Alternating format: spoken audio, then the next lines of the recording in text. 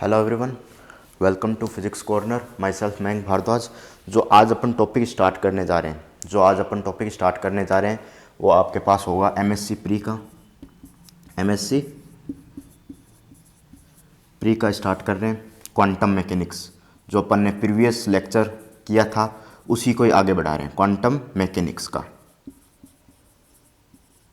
ठीक है, quantum mechanics का एमएससी प्री का अपन स्टार्ट कर रहे हैं। अपन ने पेपर 3 स्टार्ट किया था। ठीक है, इसमें कुछ बातें अपन ने की थी, डेवलपमेंट ऑफ क्वांटम मैकेनिक्स की स्टडी की थी अपन ने। तो इसको कौन कौन देख सकते हैं? तो ये एक बेसिक है जिसमें अपन ने डेवलपमेंट ऑफ क्वांटम मैकेनिक्स की स्टडी की थी।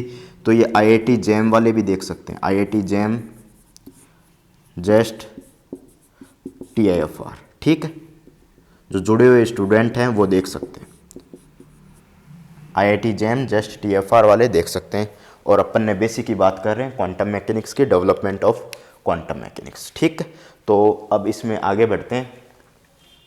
जो कल प्रीवियस वीडियो में जो अपन ने कल या परसों बनाई थी उसमें अपन ने डिस्कस किया था कि डेवलप कैसे हुई क्वांटम मैकेनिक्स। ठीक है, आज कुछ अपन यूनिट्स हैं इसमें क्वांटम मैकेनिक्स में जो इंक्लूड की गई है यूनिवर्सिटी द्वारा, तो उसको अपन देख लेते हैं कौन कौन सी आपके पास यूनिट है। ठीक है, तो आपके पास जो फर्स्ट यूनिट है ये MGSU बीकानेर की यूनिट को मैं बता रहा हूँ, MGSU बीकानेर। ठीक है, इसकी यूनिट को मैं डिस्क्राइब कर रहा हूँ। तो आपके पास फर्स्ट यूनिट है वाई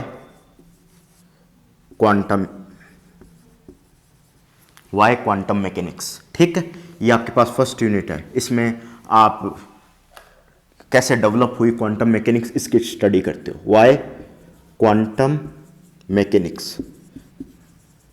ठीक है, तो इसमें डेवलप कैसे हुई क्वांटम मैकेनिक्स उसकी स्टडी करते हो। एरनफिस्ट थ्योरम जो अपन ने BSc फाइनल में सीखी थी उसकी भी हम इसमें डिस्क्राइब करते हैं। ठीक है, और डेवलप कैसे हुई क्वांटम मैकेनिक्स उसकी स्टडी करते हैं। ठीक है, सेकेंड यूनिट है आपके पास टूल्स ऑफ क्वांटम मैकेनिक्स।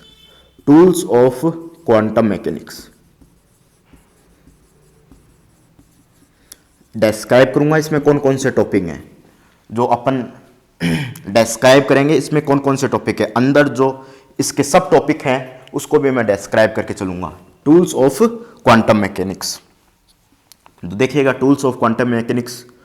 और आपके पास ऑपरेटर और आपके पास एम्पलीट्यूड,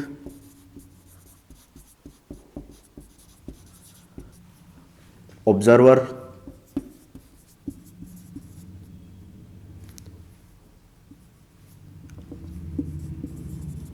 ऑब्जर्वेबल थिंग।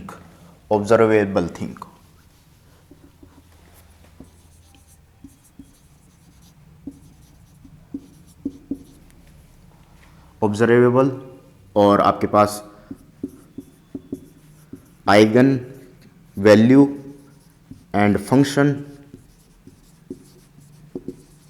और इसमें इंक्लूड है और बस इतना ही मैं इसको बोलूँगा। ठीक है, इसमें जो चैप्टर का नाम है वो मैंने ये दिया है, tools of quantum mechanics, operator, amplitude, observable, eigen value और फंक्शन। ठीक है, और अंदर इसमें सब टॉपिक क्या है वो भी मैं बता दूंगा। ठीक है, तो आपके पास जो थर्ड यूनिट है वो आपके पास है टाइम इंडिपेंडेंट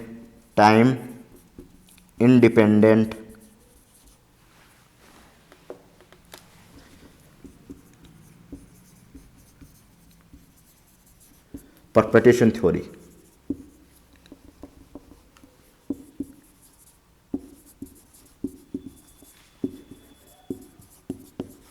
ठीक है, फोर्थ टॉपिक है आपके पास वेरिएशनल मेथड, जो फोर्थ यूनिट है, variational method.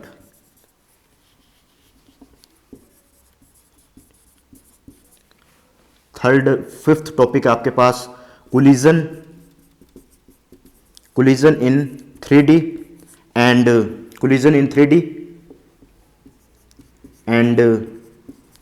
Scattering theory. Note कीजिएगा, ये आपके पास 5 पॉइंट है, इनको नोट कीजिए। 5 आपके पास यूनिट है, ये आपके पास फर्स्ट यूनिट है, यूनिट फर्स्ट है, ये यूनिट सेकंड है, ये यूनिट थर्ड है, ये यूनिट 4 है और यूनिट 5 है।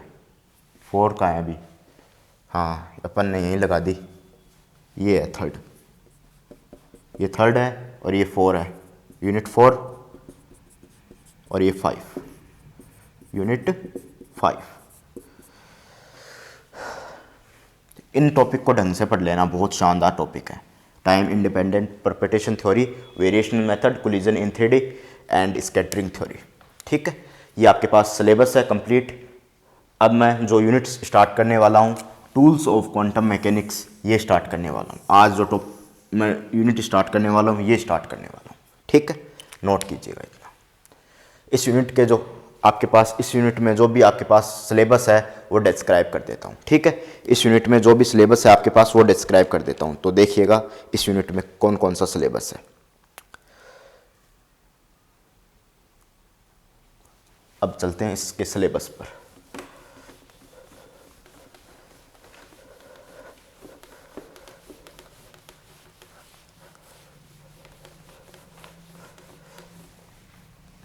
तो देखिएगा सिलेबस पे चर्चा करते हैं। यूनिट सेकंड, ठीक है, यूनिट सेकंड का सिलेबस है। एक बार मैं नाम दे देता हूं उसे, tools of quantum mechanics, tools of quantum mechanics, quantum mechanics. देखिएगा क्या है आपके पास इसमें सिलेबस। पहला सिलेबस आपके पास है इसमें जो पहला टॉपिक है लीनियर वेक्टर स्पेस। सेकंड है आपके पास लीनियर वेक्टर स्पेस, और सेकंड आपके पास है लीनियर वेक्टर स्पेस के बाद में आपके पास scalar product, scalar product. Third topic है आपके पास हिल्बर्ट स्पेस, हिल्बर्ट स्पेस। ठीक है, और फोर्थ पॉइंट है आपके पास, इसमें कोई एक आध सब टॉपिक भी हैं उसको भी डिस्क्राइब कर दूंगा। ठीक है, परंतु जो टॉपिक हैं वो मैं डिस्क्राइब कर रहा हूँ। हिल्बर्ट स्पेस, फोर्थ टॉपिक आपके पास डिराक नोटेशन। पांचवा टॉपिक है ket vector and bra vector. ठीक है, और सिक्स नंबर टॉपिक है आपका तो ये आपके पास कैट वेक्टर, ब्रा वेक्टर। अब नेक्स्ट आपके पास है एंगुलर मोमेंटम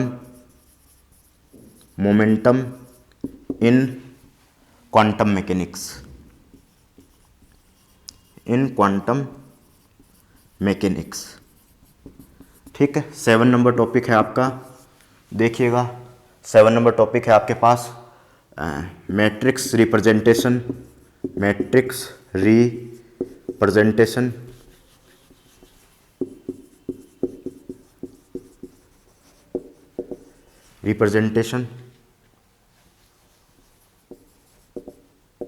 स्पेलिंग मैच कर लेना भाई, ऑफ ऑपरेटर। ठीक है, और 8वां नंबर टॉपिक है unitary transformation, unitary transformation.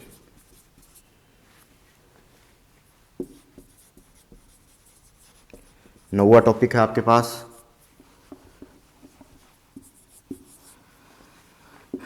Addition of angular momentum, addition of angular momentum.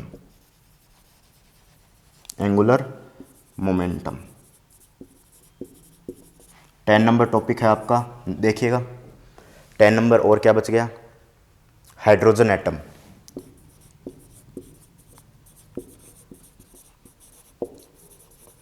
ठीक है, और देखते हैं भाई और कौन सा टॉपिक बच गया आपके पास। ठीक है, हाइड्रोजन एटम, ऐसा लिखिए application of hydrogen atom, application of hydrogen atom, H atom. ठीक है, 11 नंबर टॉपिक है सीजी कोफिशिएंट। ठीक है, अब इतना नोट कीजिए और टॉपिक बता देते हैं।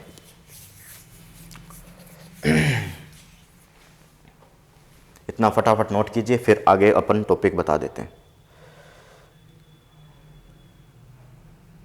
ठीक है, centre force problem 12 number topic आपका centre force problem.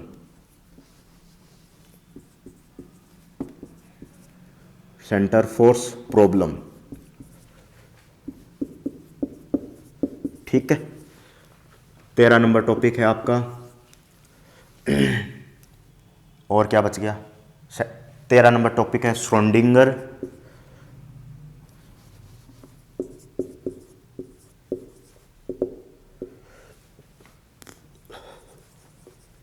Equation in format of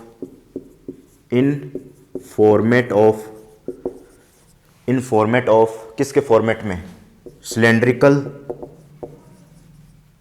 cylindrical and spherical coordinate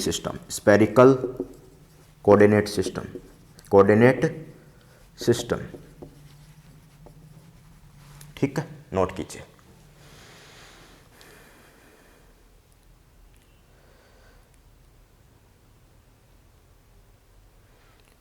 विग्नर Ekart theorem, next आपका विग्नर इकार्ट थ्योरम। नेक्स्ट आपका विग्नर इकार्ट थ्योरम।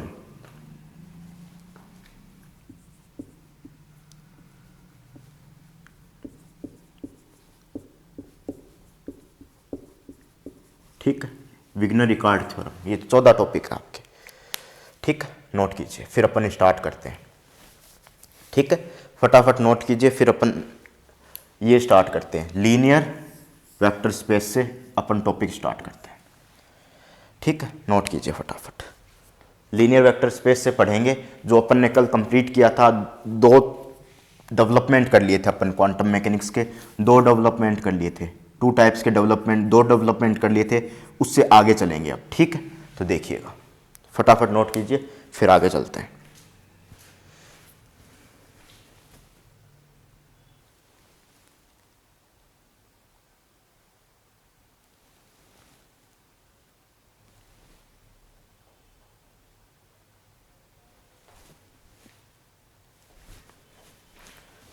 देखिएगा, अब नेक्स्ट अपन स्टडी करते हैं। ठीक है, नेक्स्ट स्टडी करते हैं, नोट कर लीजिए। ठीक है, नेक्स्ट स्टडी करते हैं।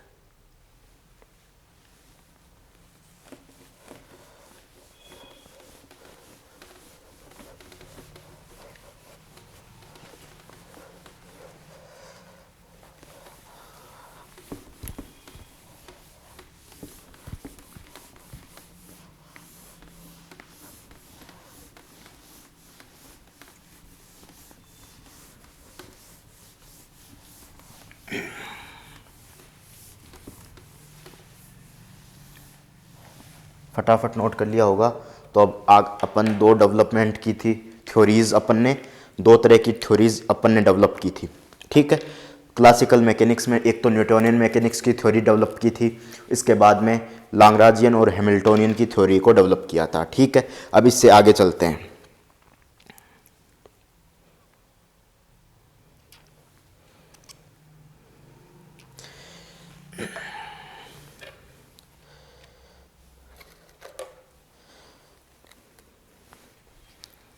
देख लीजिए, जो अपन ने न्यूटोनियन मैकेनिक्स की थ्योरी डेवलप की थी, न्यूटोनियन मैकेनिक्स की जो थ्योरी डेवलप की थी अपन ने, 1 पार्टिकल सिस्टम के लिए डेवलप की थी। 1 या सिंगल पार्टिकल सिस्टम के लिए थ्योरी डेवलप की थी। ठीक है, और लाग्रांजियन और हैमिल्टोनियन,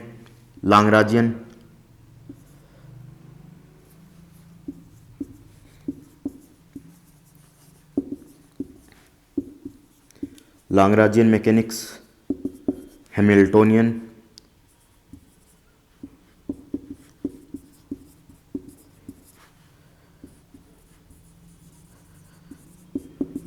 को अपन ने डेवलप किया था किसके लिए, मैनी पार्टिकल सिस्टम के लिए, मैनी पार्टिकल सिस्टम के लिए डेवलप किया था, मैनी पार्टिकल सिस्टम के लिए डेवलप किया था। ठीक है, मैनी पार्टिकल सिस्टम के लिए डेवलप किया था। ये कौन से ईयर में आई थी, 1780, ऑलमोस्ट 1780 में। ठीक है, ये आई थी 1687 17वीं ईस्वी में, और ये लगभग आई थी 1830। ये अपन ने पढ़ा था, ये तीनों चीज़ें पढ़ी थी। अब फिर वैज्ञानिक लोग, अपन साइंटिस्ट लोग रिसर्च कर चुके थे। रिसर्च किस पे की थी, रिसर्च 2 पार्टिकल पे हो चुकी थी। 1 पार्टिकल, अगर ये 1 पार्टिकल की जो रिसर्च अपने पास फेल हो गई थी, जो रिसर्च अपने पास 1 पार्टिकल की फेल हो गई थी, तो दूसरी अपन ने रिसर्च की थी many particle system, many particle system.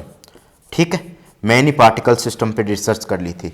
दोनों पे रिसर्च करने पे वैज्ञानिक लोगों ने सोचा कि अब काम खत्म, अपन ने जो भी पढ़ना था, जितना भी पढ़ना था, अब खत्म, अब अपने घर पे जाओ और काम करो। ठीक है, परंतु जब जो भी अब मैं बातें करूँगा केवल समझाने की दृष्टि से होंगी, इसे कोई वास्तविकता से कोई लेना देना नहीं है। ठीक है, अब सब लोग क्या कर रहे थे, लैब में बैठे थे। अब कोई काम तो है नहीं वैज्ञानिक के पास, लैब में बैठे थे, इसकी रिसर्च कर ली, इसके बाद में इसकी रिसर्च कर ली। मैनी यानी बहुत सारे पार्टिकल हो गए, अपन ने उन पे भी काम कर लिया और 1 पार्टिकल पे भी काम कर लिया। ठीक है, लाग्रांजियन भाई साहब ने, हैमिल्टोनियन भाई साहब ने और न्यूटोनियन भाई साहब को, ठीक है, अच्छे से 1 particle system, many particle system पे काम कर लिया, लैब में काम कर लिया। ठीक है, लैब में सब वैज्ञानिक बैठे थे एक साथ। ठीक है, अब तो हमारा काम आसान हो गया, क्योंकि अपन ने 1 पार्टिकल सिस्टम की स्टडी कर ली और मैनी पार्टिकल सिस्टम की स्टडी कर ली। ठीक है, फिर किसी के दिमाग में आया, बाहर से कोई आया उस रूम में, चाय पानी चल रही थी, चाय नाश्ता चल रहा था उस रूम में, बहुत सारे वैज्ञानिक बैठे थे, और एक भागता हुआ वैज्ञानिक आया, थक कर बोलता है दूसरे वैज्ञानिक जो चाय पी रहे थे उनसे बोलता है। ठीक है, क्या बोलता है कि एक पार्टिकल नया खोजा गया, तो सब काम पे लगो। ठीक है, वो कौन सा पार्टिकल खोजा गया वो देखोगे।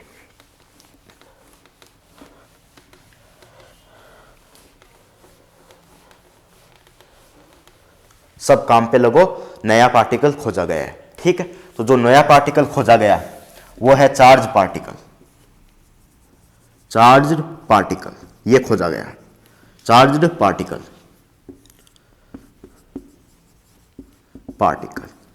और चार्ज पार्टिकल जैसे ही खोजा गया, क्वांटम मैकेनिक्स आ गई, नया सब्जेक्ट क्वांटम मैकेनिक्स आ गया,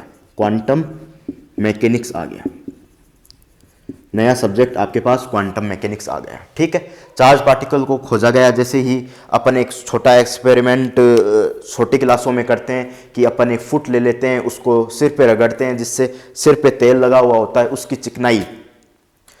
चिकनाई होती है। तो आप एक पेपर लेते हो, पेपर को छोटे छोटे पार्ट में बांटते हो, और उस फुट जो स्केल जो अपन बोलते हैं, तो उसको उसके ऊपर रखते हो, तो वो क्या होते हैं कि वो पेपर्स के छोटे छोटे पार्टिकल्स होते हैं, छोटे छोटे कण होते हैं, वो उसके चिपक जाते हैं फुट के।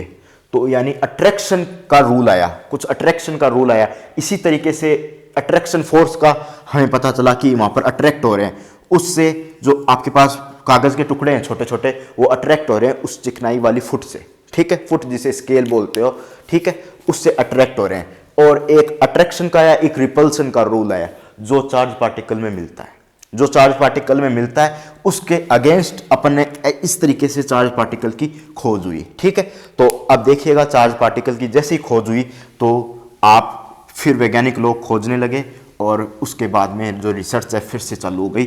चाय पानी बंद कर दी, उसके बाद में दोबारा से रिसर्च चालू हो गई।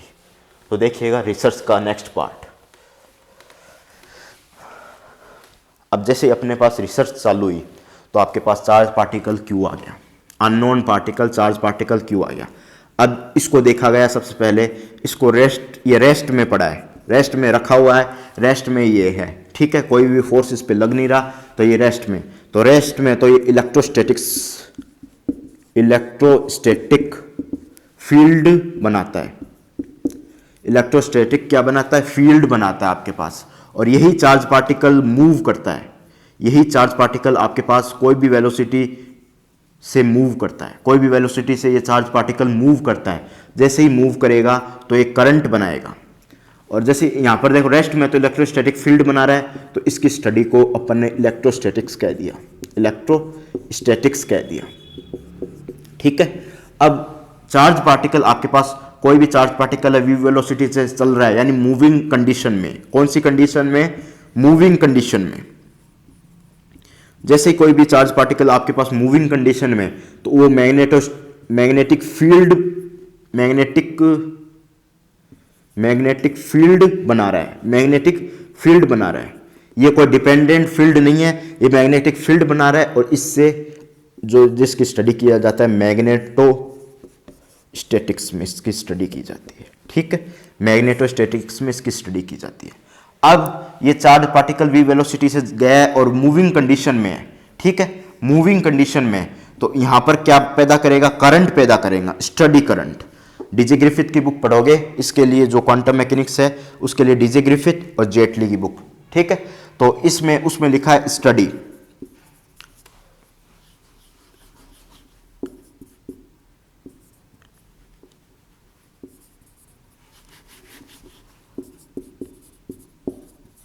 Study current. ठीक है, आपके पास स्टडी करंट बनाता है। अगर मूविंग कंडीशन में कोई भी चार्ज पार्टिकल कोई भी वेलोसिटी v से है तो स्टडी करंट बनाता है। इस स्टडी करंट के कारण मैग्नेटिक फील्ड आपके पास रेडी होता है। जैसे ही आपके पास मैग्नेटिक फील्ड रेडी होता है तो इसकी स्टडी अपन मैग्नेटोस्टैटिक्स में करते हैं। इसकी स्टडी अपन किस में करते हैं, मैग्नेटोस्टैटिक्स में करते हैं। इसकी स्टडी किस में करते हैं, अपन मैग्नेटोस्टैटिक्स में करते हैं। ठीक है, इसकी स्टडी अपन मैग्नेटोस्टैटिक्स में करते हैं। ये आपके पास स्टडी करंट बनाएगा और स्टडी मैग्नेटोस्टैटिक्स में करेंगे। अब चार्ज पार्टिकल पागल हो गया, यानी कोई ना कोई एक्सीलरेशन इसको मिल गया, कोई ना कोई एक्सीलरेशन इससे मिल गया, तो ये एक्सीलेट फॉर्मेट में हो जाएगा। ये किस में हो जाएगा, एक्सीलेट फॉर्मेट में हो जाएगा। तो ये क्या पैदा करेगा, एक्सीलेट फॉर्मेट में हो जाएगा तो क्या पैदा करेगा आपके पास, ये आपके पास ईएम वेव्स बनाएगा, ईएम वेव्स बनाएगा। ठीक है, जैसे ही आपके पास ईएम वेव्स बनाएगा, क्योंकि आपके पास इलेक्ट्रोस्टैटिक्स में हो जाएगा, ये इलेक्ट्रोस्टैटिक्स में स्टडी करेंगे तो वो रेस्ट में होगा, मूविंग कंडीशन में स्टडी करेंगे, स्टडी करंट पैदा करेगा, और इसमें जो फील्ड होगा मैग्नेटिक फील्ड होगा, और स्टडी इसमें मैग्नेटोस्टैटिक्स में करेंगे।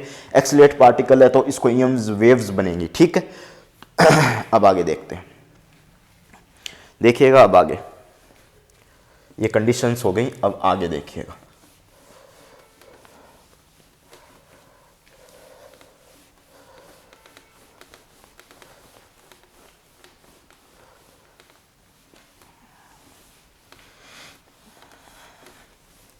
ठीक है, तो जैसे ये एक्सीलेट होगा तो यहाँ पर करंट का अगर चेंज हो जाए, करंट में चेंज हो जाए तो आपके पास क्या होगा, करंट में जैसे चेंज हो जाएगा तो आपके पास क्या होगा, मैग्नेटिक फील्ड में भी आपके पास चेंज हो जाएगा। और जैसे मैग्नेटिक फील्ड में चेंज हो जाएगा तो फैराडे लॉ क्या कहता है, अगर मैग्नेटिक फील्ड में चेंज होगा तो वो इलेक्ट्रिक फील्ड प्रोड्यूस करता है, वो इलेक्ट्रिक फील्ड प्रोड्यूस करता है। अगर करंट में चेंज होगा, चार्ज पार्टिकल के करंट में चेंज होगा, अगर चेंज होगा यानी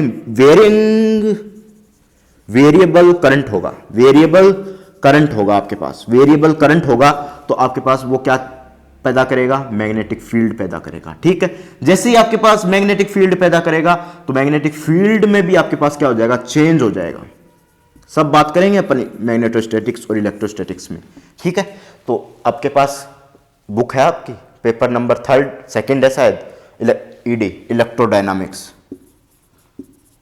ठीक है, इसमें स्टडी करेंगे। ठीक है, इसमें इसकी स्टडी करेंगे। अगर आपके पास ये चेंज हो रहा है, ये आपके पास चेंज हो रहा है तो क्या पैदा करेगा, ये चेंज हो रहा है तो किसके कारण चेंज हो रहा है, तो ये करंट के कारण चेंज हो रहा है। और करंट ये चेंज हो रहा है तो फैराडे लॉ से ये अगर मैग्नेटिक फील्ड में चेंज हो रहा है वो क्या पैदा करेगा, टाइम के साथ चेंज हो रहा है। किसके साथ चेंज हो रहा है, टाइम के साथ चेंज हो रहा है। तो टाइम के साथ चेंज हो रहा है तो आपके पास इलेक्ट्रोस्टैटिक फील्ड चेंजेबल पैदा करेगा, वो वापस आपके पास इलेक्ट्रोस्टैटिक फील्ड पैदा करेगा। इस तरह आपके पास क्या बनेंगी, ईएम वेव्स, ईएम वेव्स। क्या बनेंगी, इससे ईएम वेव्स बनेंगी। और ये क्या, ये टाइम पे डिपेंड करेंगे क्योंकि आपके पास बी भी टाइम का फंक्शन है, ई भी टाइम का फंक्शन है। इस तरह ईएम वेव्स बनेंगी। इस तरह आपके पास मैक्सवेल के 4 रिलेशन होते हैं। पहला इलेक्ट्रोस्टैटिक्स के लिए होता है, इलेक्ट्रोस्टैटिक्स के लिए होता है। दूसरा आपके पास मैग्नेटोस्टैटिक्स के लिए होता है, बोला जाता है मैग्नेटोस्टैटिक्स के लिए, ठीक है। तीसरा फैराडेज लॉज के अकॉर्डिंग होता है। इस तरीके से चौथा 4 आपके पास रिलेशन होते हैं। इस तरीके से 4 रिलेशन होते हैं जो मैक्सवेल के होते हैं। फैराडेज लॉज का होता है और फिर आगे पास आपके पास दो तो आपके पास डाइवर्जेंस के रिलेशन होते हैं और 2 आपके पास किसके होते हैं, कर्ल के रिलेशन होते हैं। ये रिलेशन क्या बताते हैं आपको कि ईएम वेव्स पैदा होगी, और ईएम वेव्स पैदा होगी तो इस रिलेशन से हम ईएम वेव्स को समझ सकते हैं, ठीक है। इसको कंबाइंड फॉर्मेट में इसलिए पढ़ते हैं क्योंकि ईएम वेव्स की स्टडी करनी होती है अपन को, ठीक है। तो देखिएगा, अब आगे चलते हैं। ये मैक्सवेल के इक्वेशंस होते हैं, ठीक है। अब देखिएगा, अब नेक्स्ट पार्टिकल हो गया, इस ईएम वेव्स की खोज हो गई, मैक्सवेल द्वारा की गई, ठीक है। मैक्सवेल द्वारा की गई ईएम वेव्स की खोज। तो आपके पास क्या होगी, मैक्सवेल के द्वारा ईएम वेव्स की खोज की गई। और 1 पार्टिकल की भी बात होगी। 1 पार्टिकल की न्यूटोनियन मैकेनिक्स में पढ़ा गया। 1 पार्टिकल न्यूटोनियन मैकेनिक्स में पढ़ा गया। और आपके पास क्या, कौन सा पार्टिकल, और मैनी पार्टिकल सिस्टम पढ़ा गया। मैनी पार्टिकल सिस्टम पढ़ा गया किसमें, मैनी पार्टिकल सिस्टम पढ़ा गया किसमें, लाग्रांजियन और हैमिल्टोनियन मैकेनिक्स में। अब आपके पास किसकी खोज हो गई, आपके पास अब एक चार्ज पार्टिकल की खोज हो गई, ठीक है। अब सबकी इसकी भी प्रॉब्लम सॉल्व हो गई कि ईएम वेव्स, इसकी खोज हो गई। ईएम वेव्स द्वारा अपन ने इसकी क्या कर ली, खोज कर ली। मैक्सवेल ने कर दी। 1 पार्टिकल की भी खोज हो गई, मैनी पार्टिकल की खोज हो गई। अब सब कह रहे हैं कि आपके पास क्या हो गया, अब सब हो गया कि हम सब कुछ पढ़ चुके हैं, खेल खत्म। सब कुछ पढ़ चुके हैं, खेल खत्म, ठीक है। सब कुछ पढ़ चुके हैं, अब खेल खत्म। फिर क्या, कौन सा आया रिलेशन, कौन सा आया, सब कुछ पढ़ चुके हैं, खेल खत्म अपना।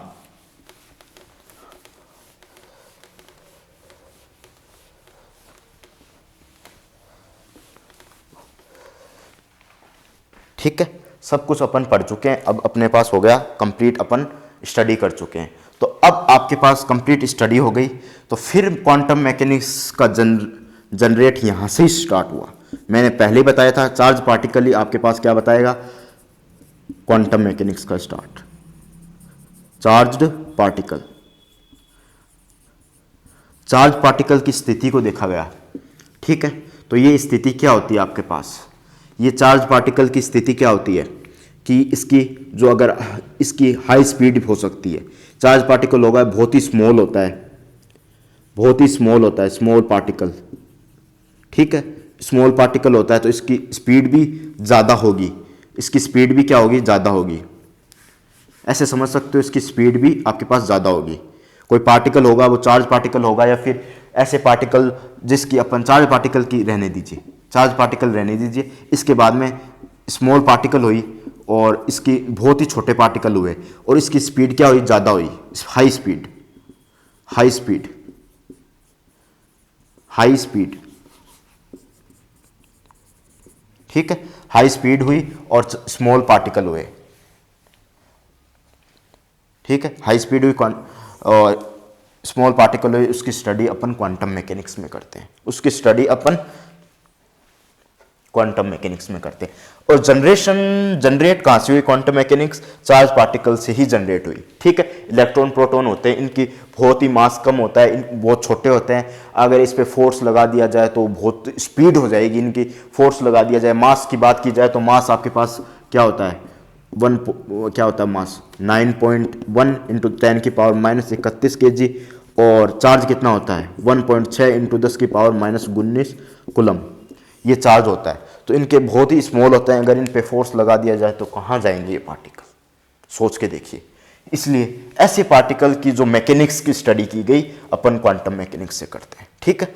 अब क्वांटम मैकेनिक्स थोड़ी थोड़ी अराइज होने लगी, अब सब खोजबीन में लगने लगे, टाइम किसी के पास था नहीं, सब खोजबीन में लगते गए। तो आपके पास एक कॉन्सेप्ट आया, एक कॉन्सेप्ट आया। कौन सा कॉन्सेप्ट आया? एक कॉन्सेप्ट आया आपके पास ब्लैक बॉडी का। ब्लैक बॉडी का एक कॉन्सेप्ट आपके पास आया, ब्लैक बॉडी का। ब्लैक बॉडी का, ठीक है, काली वस्तु जिसे बोलते हैं, ठीक है। तो आपके पास जैसे ही ब्लैक बॉडी का कॉन्सेप्ट आया तो सबके फिर से काम बंद हो गए, लैब बंद हो गई सब, कि इस कॉन्सेप्ट को कौन समझाएगा, किस तरीके से होती है ब्लैक बॉडी। ये अच्छा, ब्लैक बॉडी क्या होती है? एक रेडिएशन को ऑब्जर्व, एक रेडिएशन को इमिट भी कर सकती है और एक रेडिएशन को एब्जॉर्ब भी कर सकती है। ऑब्जॉर्ब भी कर सकती है, इमिटर, अच्छा इमिटर है, अच्छा ऑब्जॉर्वर है, एब्जॉर्वर है, अच्छा एब्जॉर्वर है, अच्छा इमिटर है, ठीक है। ऐसी रेडिएशन को ज्यादा एब्जॉर्व कर ले और ज्यादा इमिट कर ले, यानी लगभग जो रेडिएशन किसी बॉडी पे पड़ती है, किसी बॉडी पर रेडिएशन पड़ती है, उसको ज्यादा मैक्सिमम पार्ट को एब्जॉर्व कर ले और मैक्सिमम पार्ट को इमिट कर दे, ऐसी आपके पास ब्लैक बॉडी होती है। अगर 90%, 95% एब्जॉर्व कर ले और 95% इमिट कर दे तो आपके पास परफेक्ट ब्लैक बॉडी होगी। आपके पास क्या होगी? परफेक्ट ब्लैक बॉडी होगी। जैसे ही आपके पास परफेक्ट ब्लैक बॉडी होगी, ये आपके पास प्लेटिनम ब्लैक और आपके पास सन, ठीक है। सन की जो रेडिएशन है जो 7 टाइप्स की होती है, 7 टाइप की रेडिएशन होती है, जिसे अपन X ray, gamma, UV, ultraviolet, IR, gamma, X ray, gamma, UV, IR, micro, ठीक है, और विजुअल,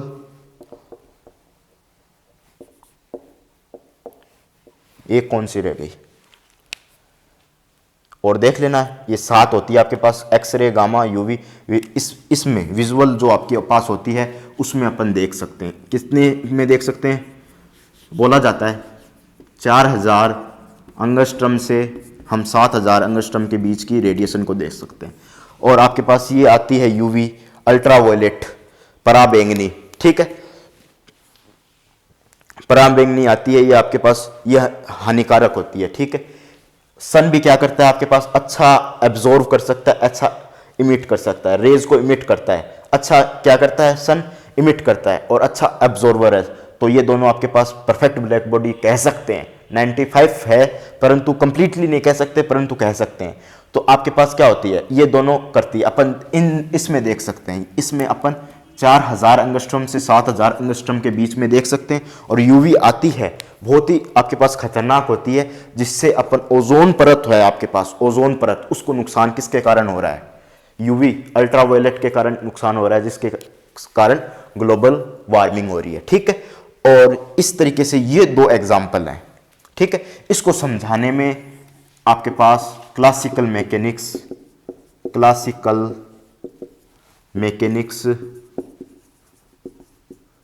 फेल्ड हो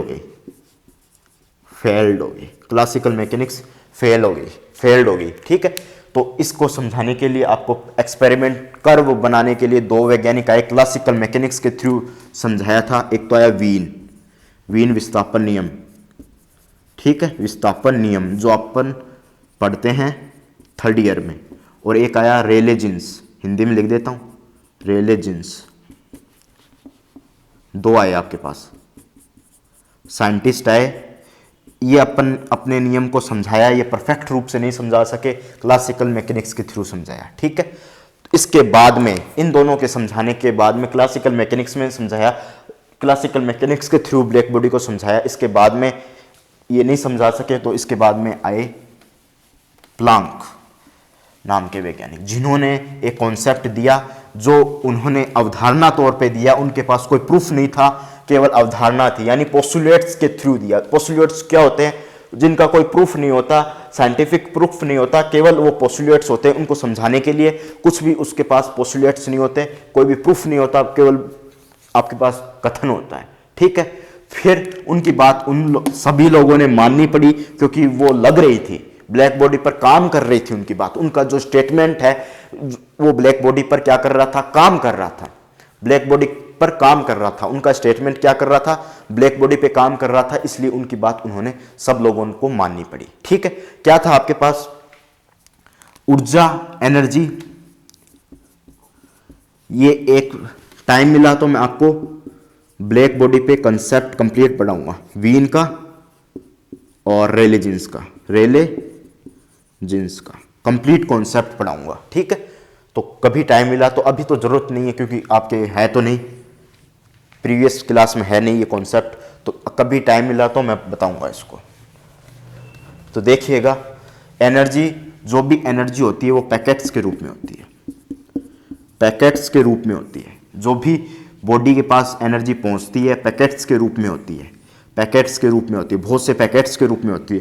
वो पैकेट्स होते हैं क्वांटाइज्ड पैकेट होते हैं, यानी एनर्जी क्वांटाइज्ड होती है, NH-nu, ठीक है, NH-nu, जो जिसके कारण ये क्वांटाइज्ड एनर्जी है,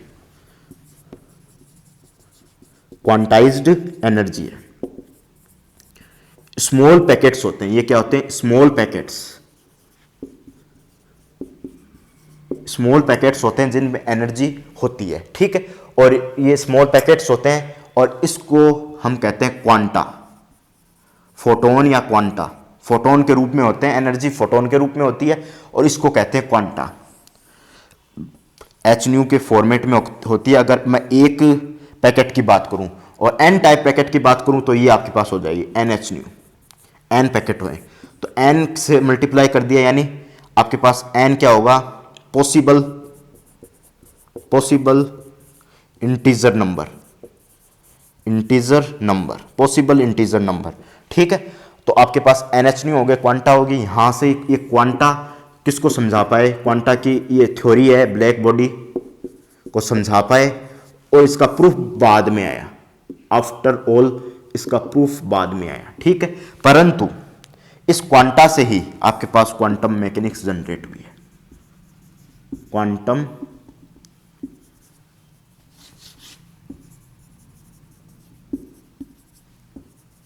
मैकेनिक्स जनरेट हुई है। ये लीजिए, क्वांटम मैकेनिक्स का जनरेट कर दिया, ठीक है।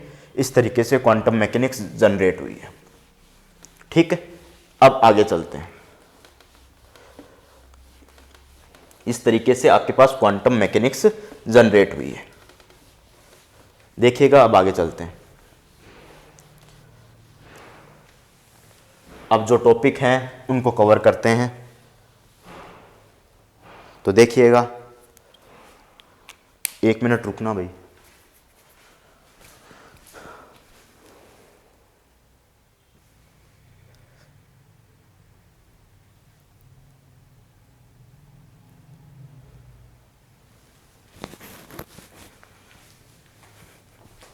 ठीक है, अब देखिएगा अपन क्या कर रहे हैं,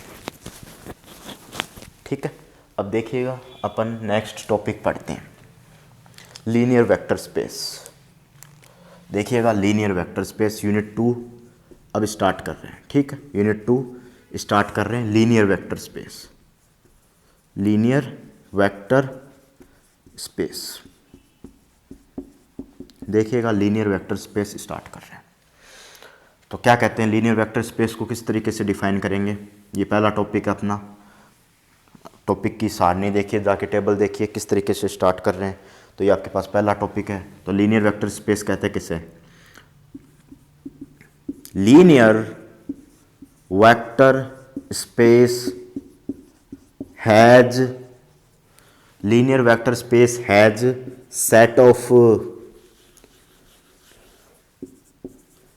set of scalar ABC and set of vector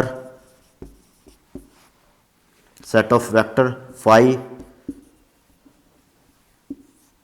psi and chi z, ठीक है। Linear vector space has a set of vector and set of vector and set of scalar which can follow which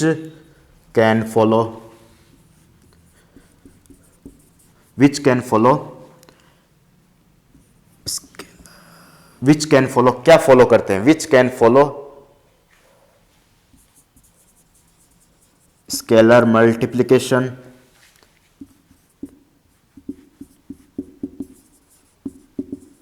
row and vector addition rule, vector addition rule, ठीक है, which can follow scalar multiplication rule and vector addition rule, ठीक है।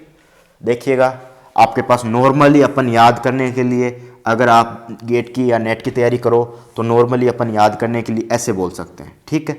Scalar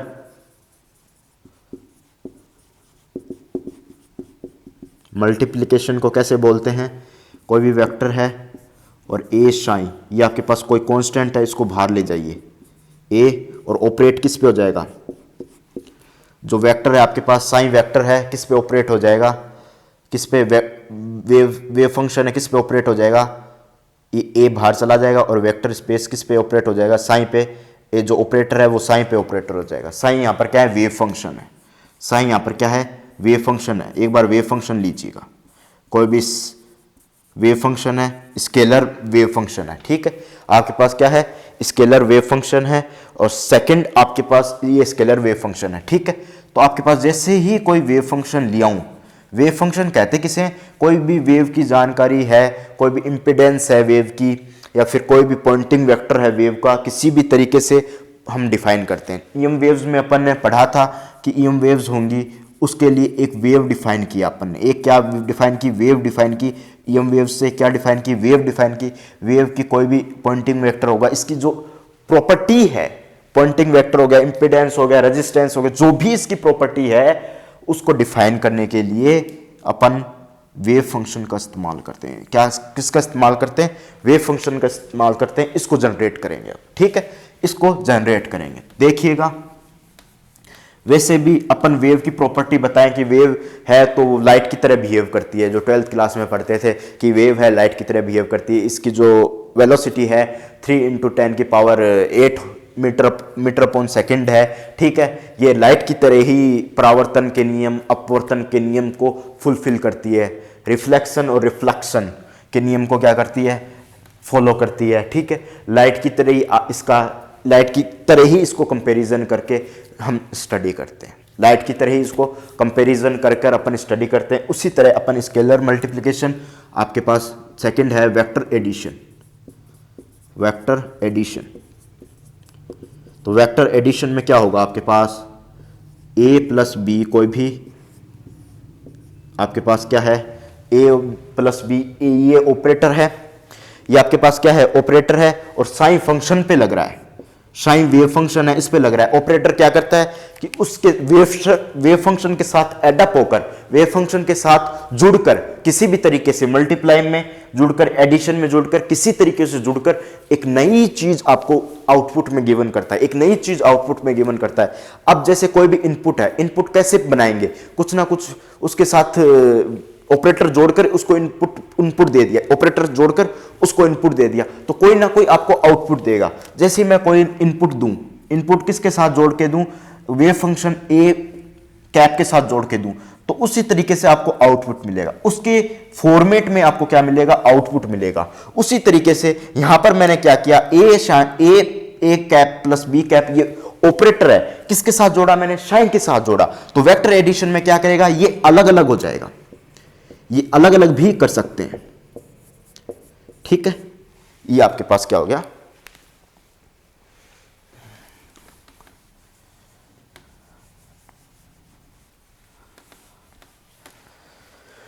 ये scalar multiplication और vector multiplication. अगर gate या net की तैयारी कर रहे हैं अपन तो ये काफ़ी है, परंतु अपन एमएससी प्रीवियस की क्लास देख रहे हैं या समझ रहे हैं तो इसको डिफाइन करना पड़ेगा अपन को।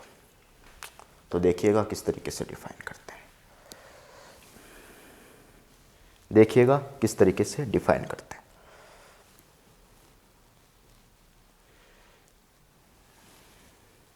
नोट कीजिए, फिर डिफाइन करते हैं अपन।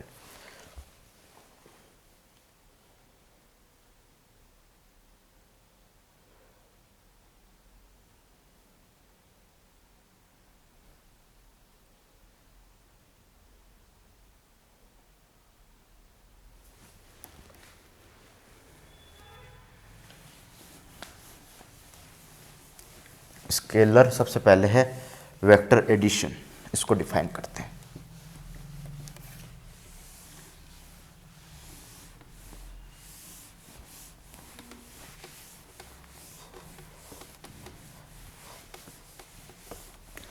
देखिएगा वेक्टर एडिशन को डिफाइन करते हैं, लीनियर वेक्टर स्पेस में वेक्टर एडिशन को डिफाइन करते हैं।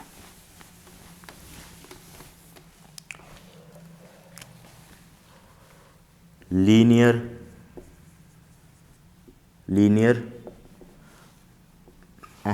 नहीं, वेक्टर एडिशन, ठीक है। तो देखिएगा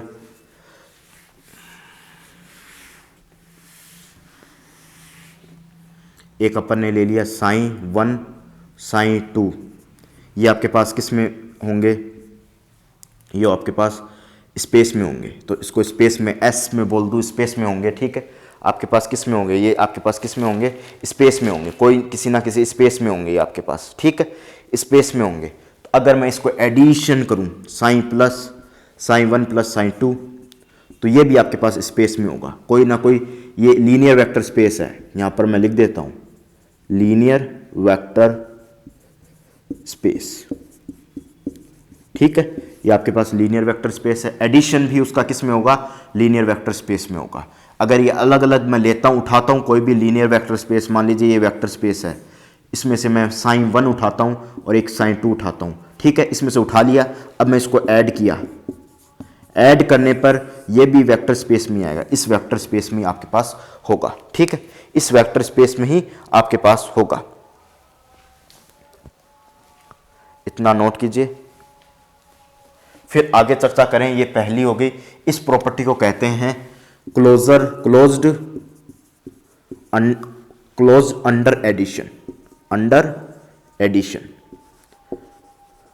कितने भी एलिमेंट लो स्पेस में से, वापस ऐड अप करने पर स्पेस से बाहर नहीं जाते, ठीक है।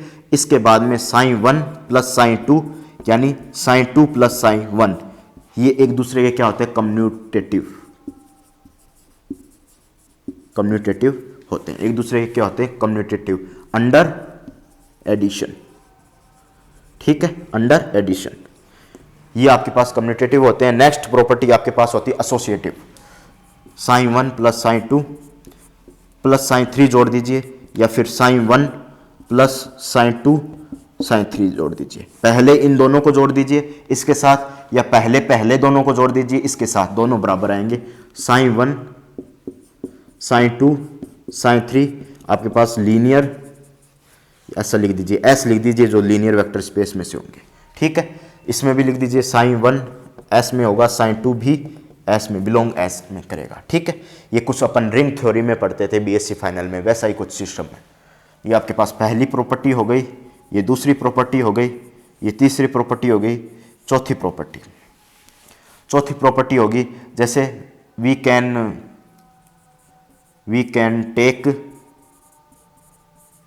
Take zero vector in the linear vector space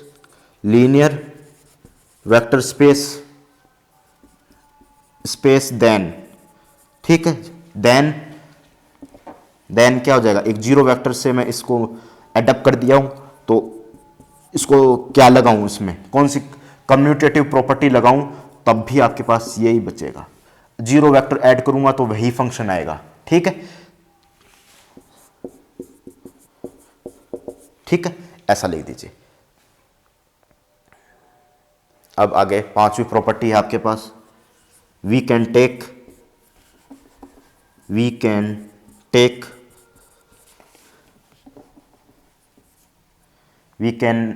exist या exist such A inverse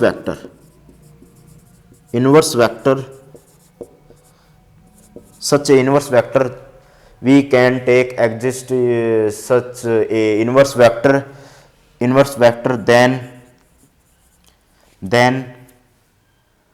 then आपके पास एक इनवर्स वेक्टर ले लीजिए, then रिजल्ट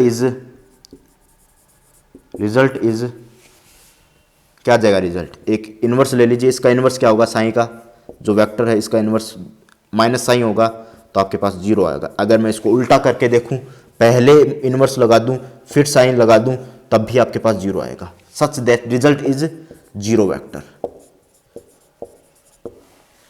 छठा पॉइंट लिखिएगा, छठा पॉइंट लिखिएगा,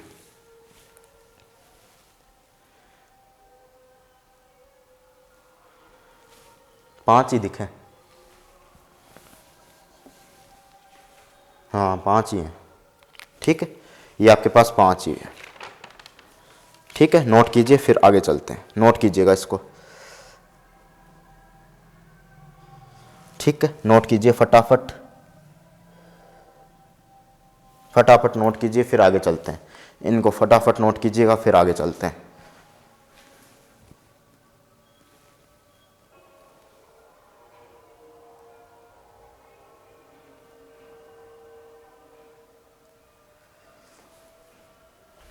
देखिएगा अब नेक्स्ट मल्टीप्लिकेशन रूल पे चलते हैं, ठीक है, मल्टीप्लिकेशन रूल पे चलते हैं।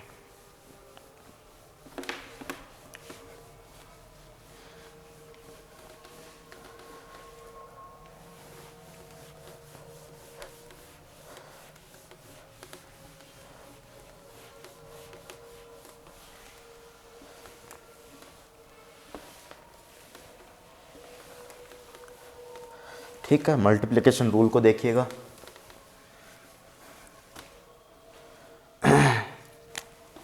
Multiplication rule,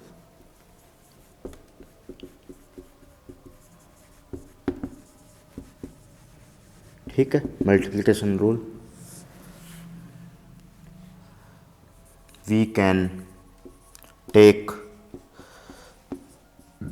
scalar product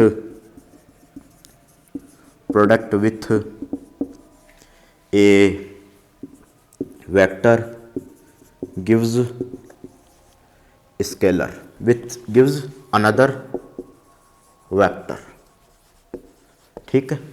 we can take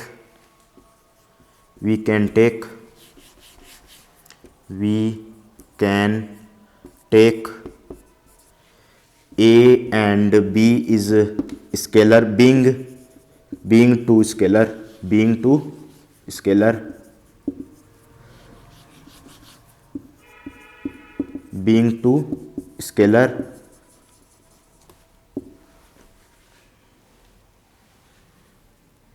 and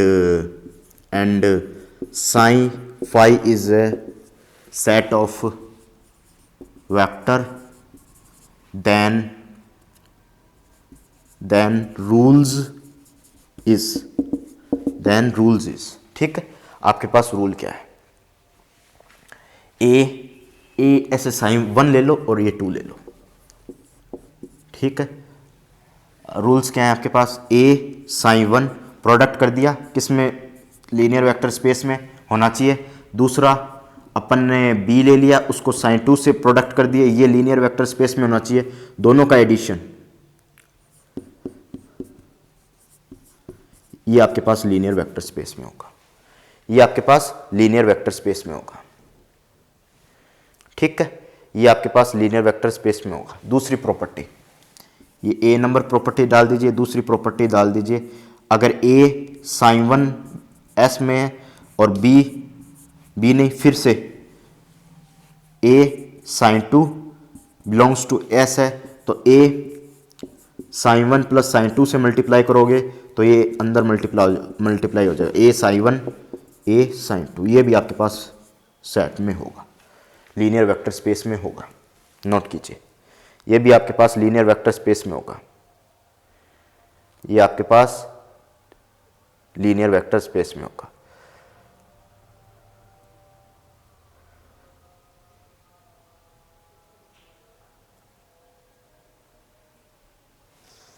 और तीसरी प्रॉपर्टी है आपके पास, दो आपके पास ये मल्टीप्लाई कर दिया, ये लीनियर वेक्टर स्पेस में है, दो स्केलर लीनियर वेक्टर स्पेस में है, ठीक है, और साइन लीनियर वेक्टर स्पेस में है, तो आपके पास क्या होगा, ए प्लस बी दोनों को प्रोडक्ट कर दिया साइन से, तो ए साइन प्लस बी साइन भी आपको लीनियर वेक्टर स्पेस में मिलेगा, ठीक है। तीसरा एसोसिएटिव। डी है आपके पास ए बी साइन है, अगर मैं इसको इस तरीके से मल्टीप्लाई कर दूं या फिर ए साइन पहले लिख दूं बी से मल्टीप्लाई कर दूं तो आपके पास साइन ए और बी लीनियर वेक्टर स्पेस में होंगे। ये आपके पास क्या होगी, एसोसिएटिव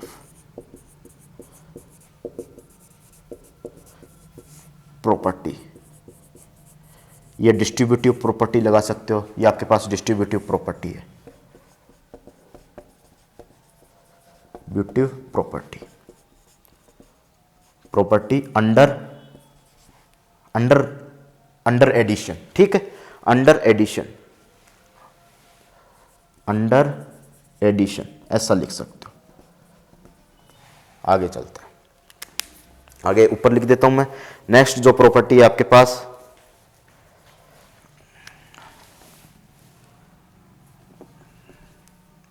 जीरो वेक्टर, ये आपके पास ई है। Zero vector is exist in A vector space, in A vector space. Zero vector exist in A vector space, vector space में एग्जिस्ट कर रहा है। Than zero sine plus sine zero commute कर दिया तो आपके पास जीरो आएगा। ठीक है,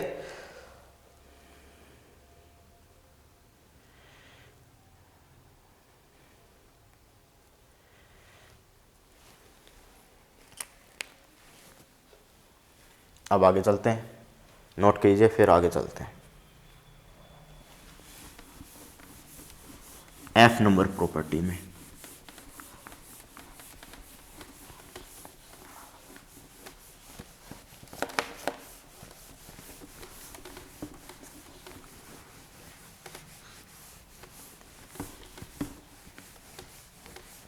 ठीक है, अब देखिएगा नेक्स्ट प्रॉपर्टी में अपन चल रहे हैं। ठीक है, नेक्स्ट प्रॉपर्टी आपके पास होगी F in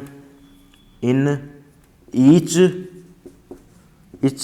vector in linear vector space, linear vector space, linear vector space, then we should be take a unitary vector then i sin plus sin I, तो आपके पास क्या आ जाएगा sin, then result is sin vector in the linear vector space। कुछ मैं mathematic नहीं लिख रहा हूँ, मैथमेटिक टूल का इस्तेमाल नहीं कर रहा हूँ, डायरेक्ट मैं लैंग्वेज के थ्रू ही काम कर रहा हूँ। ठीक है, आप लैंग्वेज के थ्रू भी काम कर सकते हो, मैथमेटिकल टूल भी यहाँ पर इस रिंग थ्योरी में, ग्रुप थ्योरी में मैथमेटिकल टर्म भी यहाँ पर यूज लेते हो, वो भी आप काम कर ले सकते हो। ठीक है, वो भी आप काम में ले सकते हो। आगे एच है, एच जो भी आपके पास नेक्स्ट प्रॉपर्टी है एच ले सकते हो। ठीक है, तो एच ले सकते हो इनवर्स वेक्टर के लिए। ठीक है, तो साइन इनवर्स या फिर साइन इनवर्स साइन, आपके पास क्या हो जाएगा आइडेंटिटी यूनिटरी मैट्रिक्स। रिजल्ट क्या आएगा यूनिटरी वेक्टर। नोट कीजिएगा।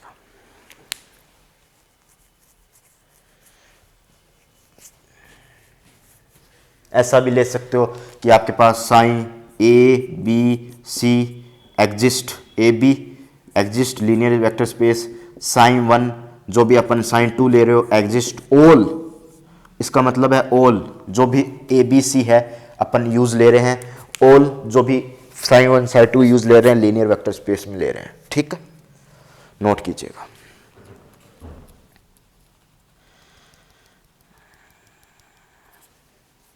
फिर नेक्स्ट चर्चा करेंगे अपन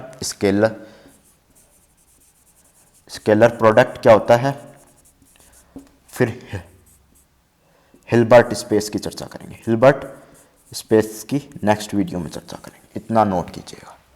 हिल्बर्ट स्पेस की नेक्स्ट वीडियो में चर्चा करेंगे।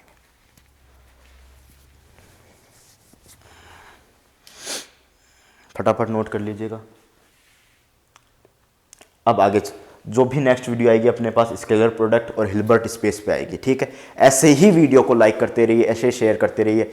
जो एमएससी प्रीवियस में स्टूडेंट पढ़ रहे हैं और पेपर देखना चाहते हैं क्वांटम मैकेनिक्स का यूट्यूब पे, तो फ्रीली अवेलेबल है, आप देख सकते हो और फ्रेंड सर्किल में भी शेयर कर सकते हो। फिर से कहूँगा ऐसे ही लाइक कीजिए, ऐसे शेयर कीजिए, ऐसे चैनल को सब्सक्राइब कीजिए। Thank you.